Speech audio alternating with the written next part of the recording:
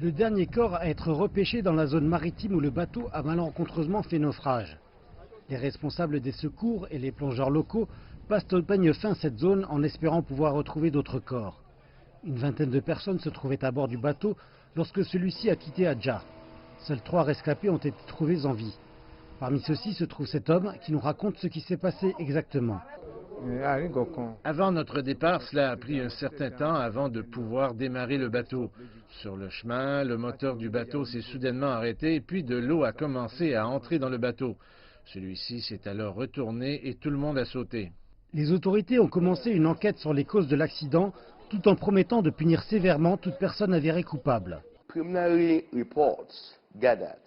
Le rapport préliminaire établit que, premièrement, ils n'ont pas respecté les règles et règlements du gouvernement de l'État de Lagos en naviguant dans nos eaux après 7 heures du soir. Il y a une règle en cours selon laquelle on ne peut naviguer dans nos eaux qu'entre 6 heures du matin et 7 heures du soir. Deuxièmement, la règle est que si vous voulez naviguer dans nos eaux, vous devez porter un gilet de sauvetage. Tous les passagers du bateau ne portaient pas de gilet de sauvetage et il n'y avait aucune bouée de secours dans le bateau. Cet accident de la navigation en rappelle 3 autres similaires dans la région au cours des 3 dernières années. En 2016, 7 personnes avaient perdu la vie lorsqu'un bateau de passagers avait fait naufrage par mauvais temps dans la région. En juillet de l'année dernière, un autre accident maritime dans ces eaux-ci avait tué 5 personnes.